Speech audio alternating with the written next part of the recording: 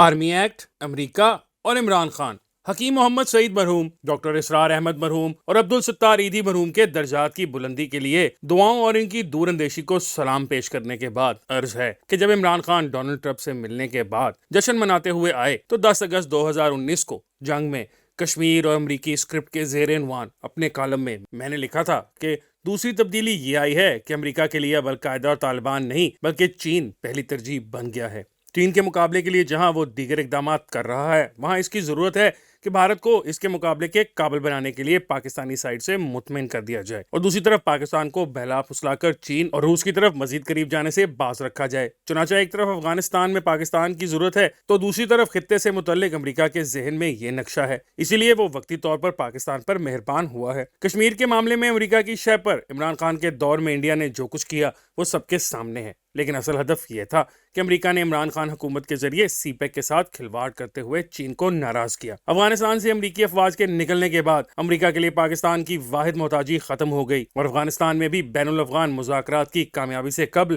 عمران خان حکومت نے اس کے ساتھ بھرپور تعاون کر کے قطر ڈیل کروائی، جس کی وجہ سے امریکہ کی آزمائش ختم ہو گئی اور افغانستان کے پڑوسیوں کی آزمائش کا آغاز ہو گیا۔ دوسری طرف امریکہ کی چین اور روس کے ساتھ سر جنگ گرم ہونے لگی۔ یہی وقت تھا کہ امریکہ نے پاکستان کو چین سے دور کرنے اور سی پیک کو مکمل رول بیک کرنے کے لیے بھرپور دباؤ ڈالنا تھا، اور اس کے لیے عمران خان کی حکومت اور اسٹیبلشمنٹ کی صفوں میں ان کے سرپرست انہیں درکار تھے۔ نون لیگ اور پیپلز پارٹی کو پہلے بھی چین کے ساتھ سی پیک شروع کرنے کی سزا ملی تھی اور امریکیوں کو یقین تھا کہ اب جب یہ دونوں پارٹیاں اقتدار میں ہوں گی تو پاکستان کو چین سے دور کرنا مشکل ہوگا۔ چنانچہ اس نے پوری قوت کے ساتھ پاکستان کو بلیک میل کرنا شروع کیا۔ پہلے آئی ایم ایف سے شہباز حکومت کی ناک رگڑوائی اور اب تمام جائز اور ناجائز شرائط پوری کرنے کے باوجود آئی ایم ایف پاکستان کو نئی قسط نہیں دے رہا۔ چین ہمیں اس بحران سے نکال سکتا تھا، لیکن اسے عمران خان اور ان کے عسکری سرپرستوں نے اس قدر بدگمان کر دیا تھا کہ اسے شک تھا کہ کہیں عمران خان دوبارہ نہ آ جائے، اس لیے وہ پاکستان کی مدد کے لیے آگے نہیں بڑھ رہا تھا۔ Army chief general Asim Munir کے دورہ چین اور D G I S I کی خاموش رابطہ کاری سے چین کو دوبارہ راضی کر لیا گیا۔ اس نے سی پیک کے دوسرے مرحلے جو 2019 میں شروع ہونا تھا پر کام کے آغاز کے لیے آمادگی ظاہر کی اور ریلوے لائن منصوبے پر بھی دوبارہ کام کا آغاز ہوا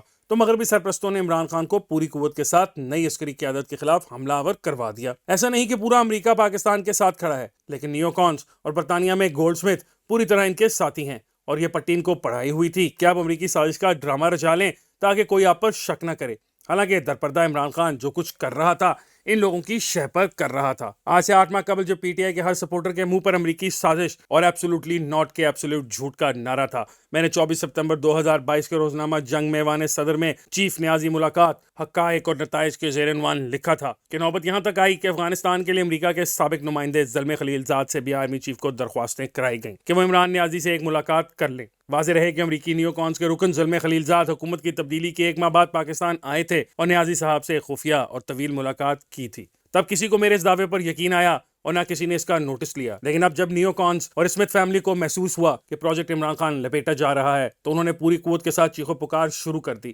عمران خان کے حق میں نہ روس کی طرف سے آواز بلند ہوئی، چین کی طرف سے، ترکی اور نہ سعودی عرب جیسے دوست کی طرف سے، بلکہ قیامت برپا ہے تو امریکہ میں ہے۔ زلمے خلیل زاد، شرمن اور درجنوں ممبران کانگریس نے پی ٹی آئی کے ساتھ ان کے بقول زیادتیوں پر رونا دھونا شروع کیا ہے۔ حالانکہ 9 مئی پاکستانی فوج کے لیے 9/11 سے بڑا حادثہ ہے۔ 9/11 کو القاعدہ نے صرف امریکہ کی معاشی اور فوجی طاقت کے نشانات کو ہٹ کیا تھا، جس کے بعد گوانتانامو بے کا عقوبت خانہ بنایا جہاں فوجی سزائیں دیتے رہے۔ امریکی سرزمین کا قانون وہاں پر اپلائی نہیں تھا اور فوجی عدالتیں القاعدہ اور طالبان کے ساتھ انسانیت سوچ سلوک کرتی رہیں۔ زلمے خلیل زاد جب افغانستان میں سفیر تھے تو حامد کرزئی کے اعتراض کے باوجود امریکی فوج رات کو گھروں میں گھس کر مرد و خواتین پر مظالم ڈھاتے رہے، لیکن آج وہ زلمے خلیل زاد عمران خان سے بھی زیادہ بشرا بی بی کی متوقع گرفتاری پر شور مچا رہا ہے۔ 9 مئی کے ماسٹر مائنڈ اور بلووں میں ملوث لوگوں کا جرم اس لیے شدید تر ہے کہ انہوں نے پاکستانی شہداء کی یادگاروں کی بھی بے حرمتی کی۔ حالانکہ امریکی کلیے کے مطابق تو 9 مئی کے ذمہ داروں کے ساتھ ایسا سلوک ہونا چاہیے تھا جیسا امریکیوں نے 9/11 کے ذمہ داروں اور سہولت کاروں کے ساتھ گوانتانامو بے میں کیا۔